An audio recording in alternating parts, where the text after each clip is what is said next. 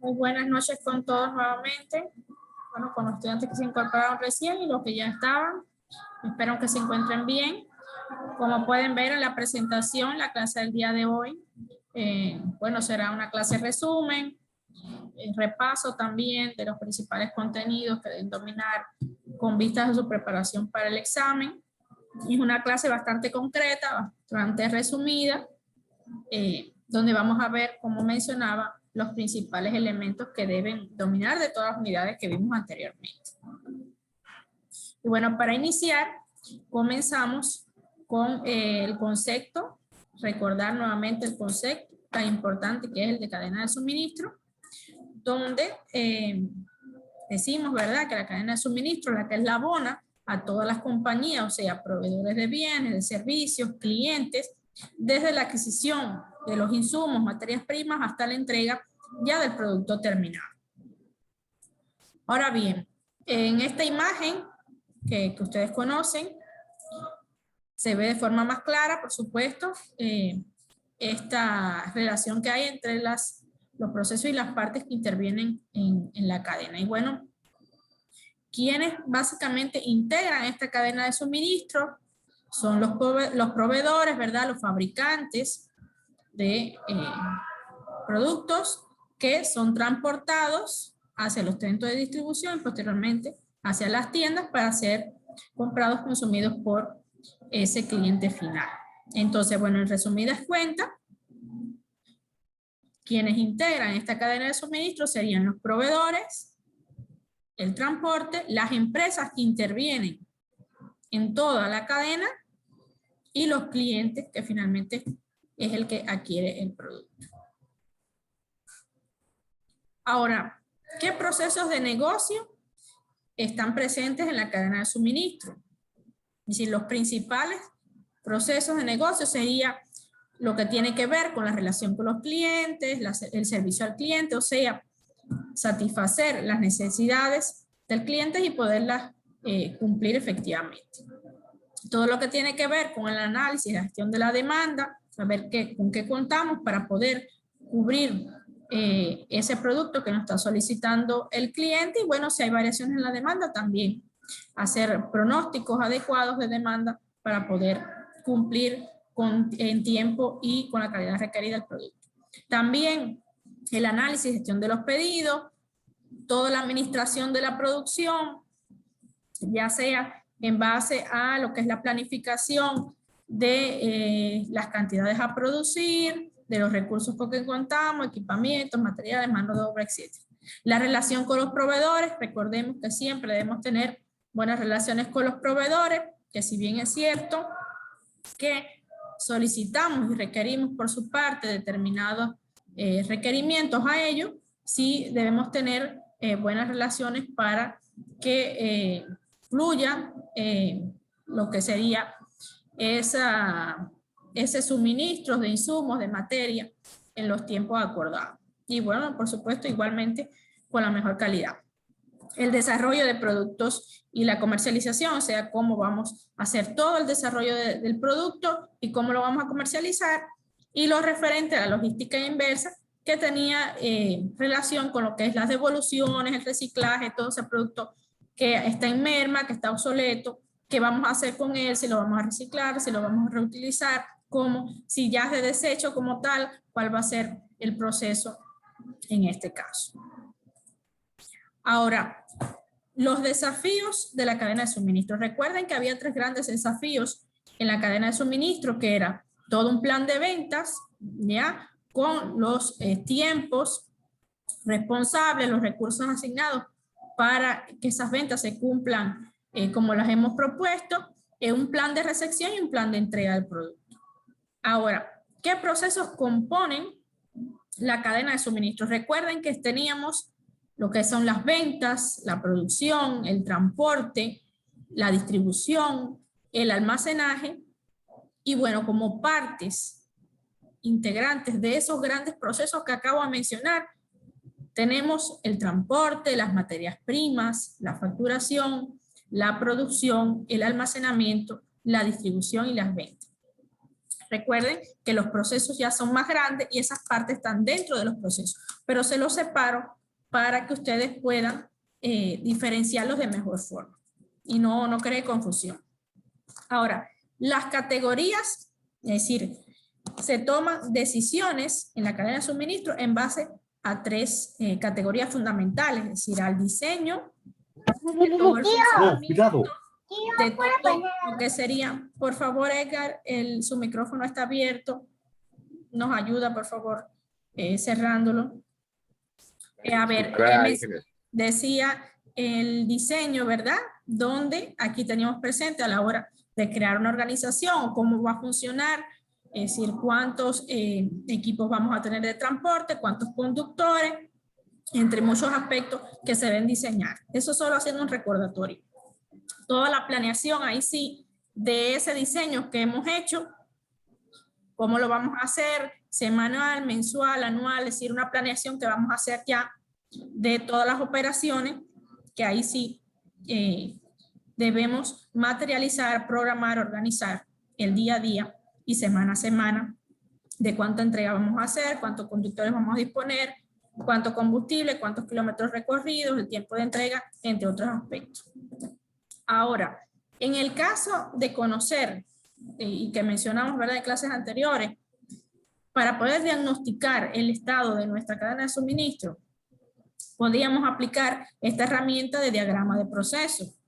Y por eso les pido, por favor, que estudien, como lo expongo aquí en la presentación, que estudien el documento 1.3.1 que se encuentra en la plataforma. Porque de ese documento van a haber preguntas, por supuesto, asociadas a esa información que van a estar en el examen. Voy a hacer en la próxima diapositiva que vamos a ver a continuación, hacer mención a eso, pero es importante también que lo estudien para que puedan salir de mejor forma en esta parte.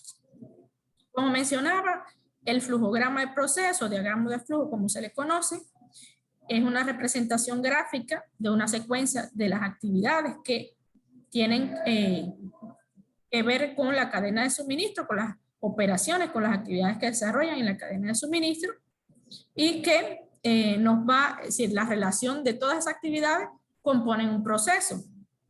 Como habíamos visto en clases anteriores, se hace, es decir, el proceso tiene un inicio, tiene un fin, se va describiendo todas las actividades, los rombos que significan una decisión, si procede o no, por ejemplo, la aprobación de un documento, si estamos conformes con determinado elaboración, por ejemplo, de un producto, continúa el proceso o retrocede y vuelve a revisarse y así nuevamente hasta que finalizamos el proceso. Y pasa por todas las partes que intervienen, es decir, todos los responsables que intervienen en ese proceso. Ahora bien, recuerden que para que se desarrolle un proceso, tienen que haber entradas para ese proceso, que pueden ser insumos, materias primas, información, energía, mano de obra, entre otros, ya que nos van a permitir desarrollar ese proceso, es decir, transformar esas entradas, transformarlas, ¿verdad? Y que tenga una salida que sería el producto final. Entonces, ¿qué tienen que tener en cuenta? Que para que esto se haga con la calidad adecuada, nos basamos, y que es el documento que mencioné a continuación, nos basamos en la ISO 9001-2015, que es requisitos del sistema de gestión de la calidad, que es aplicable a cualquier proceso, cualquier empresa, organización, para que sus productos se hagan con la mejor calidad, con la mejor productividad, cumpliendo los tiempos de entrega y básicamente que el producto llegue a las manos del cliente de acuerdo a lo que él solicitó. Entonces, para ello existen responsables, hay límites de tiempo que hay que cumplir. Como habíamos mencionado, hay entradas, hay salidas, hay actividades que se desarrollan, hay procesos que anteceden o que preceden el proceso, es decir, un proceso no está aislado, es decir, uno depende del otro, es decir, la salida de un proceso es la entrada del otro y viceversa. Por eso decimos procesos que anteceden y que preceden. Entonces, por eso es importante que ustedes estudien esa parte de ese documento que mencioné a continuación, para que puedan ahí sí profundizar un poco más. No es muy largo, es bastante corto, pero lo necesario para que ustedes puedan profundizar en este tema. Como habíamos mencionado y como conclusión, el diagrama de flujo no es más que nos va a permitir, una herramienta que nos permite diagnosticar los problemas, las dificultades, detectar también las mejoras, como pudiéramos potencializarlas, entre muchos aspectos, hacer todo un plan de acción para poder asumir esto. Ahora, entrando en otros conceptos que habíamos visto en clase, y es sobre la logística integral o integrada. Decíamos que la logística integrada es un conjunto de técnicas y medios destinados a gestionar todos los flujos de materiales, de información, y bueno, su objetivo fundamental siempre va a ser la satisfacción de las necesidades del cliente. ¿Y qué ventajas nos aportaba esta logística integrada? Bueno, que nos iba, ¿verdad?, a aumentar la competitividad de nuestra empresa, así que nuestra empresa se pudiera expandir no solamente a mercados nacionales, sino también a internacionales, al lograr esa competitividad. Menos costos, mayor calidad, es decir, lo que habíamos hablado del diagrama de flujo de proceso, que a medida que vayamos homogenizando estos procesos y con enfoque al cliente, vamos a tener un producto de mayor calidad. Flexible, ¿por qué? Porque debemos ser flexibles ante variaciones de demanda, ante variaciones de requisitos del cliente, porque algunas veces el cliente inicialmente nos solicita determinadas cantidades o un servicio de transporte y luego hace cambios a esos requisitos, por lo tanto debemos ser flexibles a esos cambios, a esas variaciones que pudieran haber. Respuesta rápida y mejor servicio y por ende una mayor rentabilidad, es decir, que se generen utilidades, se generen ingresos y por ende que haya con esto mayor rentabilidad en la empresa. Ahora, la logística podemos decir que es parte del proceso de gestión de la cadena de suministro y tiene tres grandes niveles de planificación logística, como es la planificación estratégica, la planificación táctica y la planificación operacional. Recordemos que en la planificación estratégica hacíamos todo un plan de acuerdo a lo que vamos a tener en una planificación de 3 a 5 años aproximadamente, de todos los recursos, de cómo lo vamos a distribuir. En una planificación táctica ya el objetivo fundamental es eso, planificación estratégica que tenemos, cómo vamos a hacer efectiva, a hacer operativa esos recursos que ya con los que contamos, y esta pudiera ser, hacerse de acuerdo a, supongamos, a meses, hasta un año pudiera hacerse. Y la planificación operacional, bueno, que ya está así, está ligada al día a día, a lo que vamos a hacer diariamente, semanalmente, y está muy ligada a todo lo que es el flujo de materiales y principalmente a lograr una utilización eficiente de nuestros recursos. Eso básicamente sería lo que veríamos de los niveles de planificación logística. Ahora, indicadores de gestión logística, es decir, indicadores que nos van a permitir ver cómo se está comportando el desempeño de nuestra gestión logística. Y mencionamos, por ejemplo, lo que es el grado de satisfacción del cliente, que eso estaba relacionado con lo que directamente con la satisfacción del cliente, la flexibilidad industrial, la reducción de los tiempos de entrega, la fiabilidad de nuestros suministros, es decir, de que no hayan solicitado, realmente estemos entregando el producto o servicio que nos hayan solicitado, una fiabilidad del plan de venta, es decir, que ese plan de venta que tengamos se esté cumpliendo de acuerdo a lo propuesto, la nivelación, que es decir, que haya un nivel y reducción de los stocks, es decir, que no se compre de más ni que nos quedemos por debajo para así poder cumplir con la producción que se esté planificando y, por supuesto, la rapidez en los suministros a los clientes. Estos son indicadores que nos van a permitir medir el desempeño de nuestra gestión logística. Y bueno, una técnica que habíamos mencionado en clases anteriores que hacía que fuera más eficiente nuestra cadena de suministro que es el cross-docking o el cruce de muelle. Donde recuerden que aquí la característica fundamental de esta técnica era que el tiempo de almacenamiento era prácticamente nulo, es decir, inexistente o muy limitado. Recuerden que no iba a pasar más de 24 horas, sino ya sería realmente un almacenamiento normal, donde consistía en transferir los embarques del medio de transporte en el que llegaba al medio de transporte en que salían sin que mediara un almacenamiento realmente intermedio. Entonces, llegando, saliendo de la fábrica, pasando por esteras o en el caso que tengamos un pequeño centro de almacenamiento, directamente salen en otro tráiler para ser distribuidos de forma inmediata.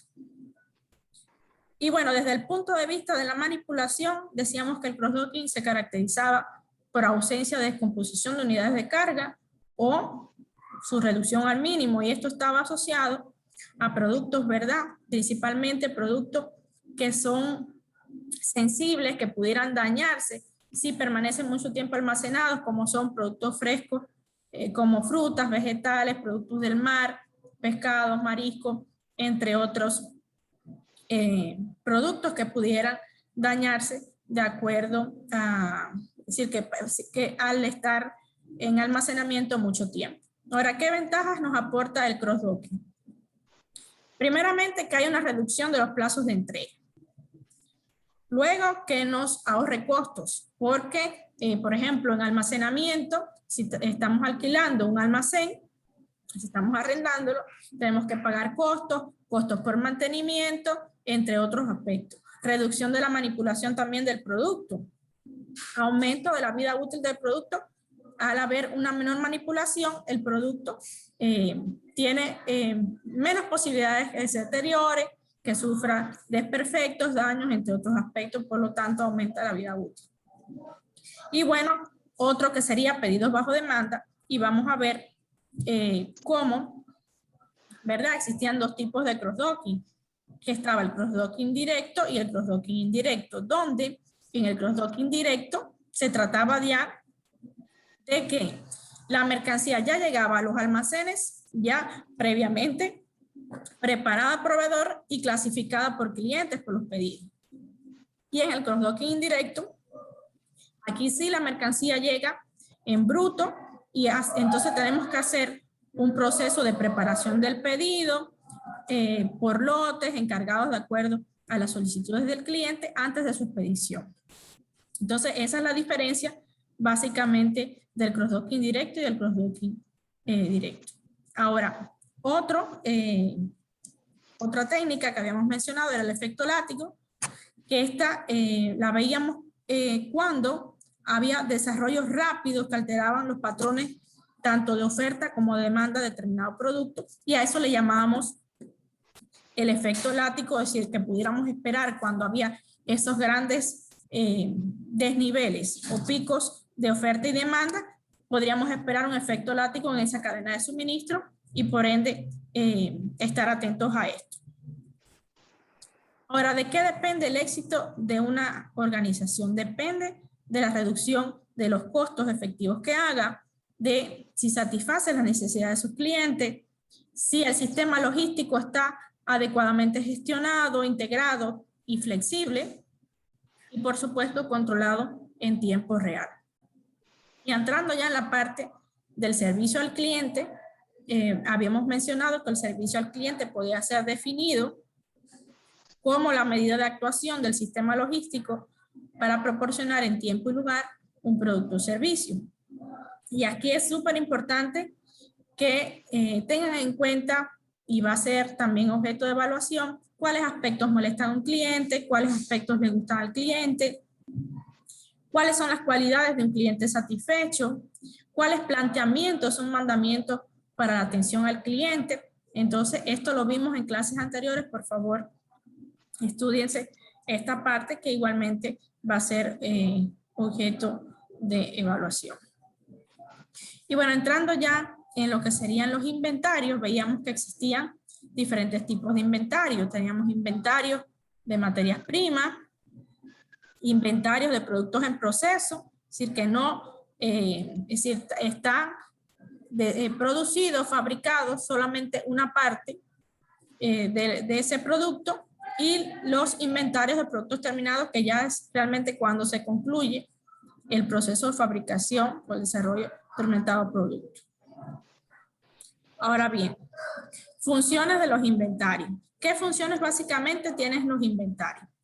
Bueno, nos ayudan a lo que sería la independencia de operaciones, es decir, que no dependa la producción o nuestros recursos o lo que hemos pactado con el cliente de falta de inventario o otros aspectos asociados a esto.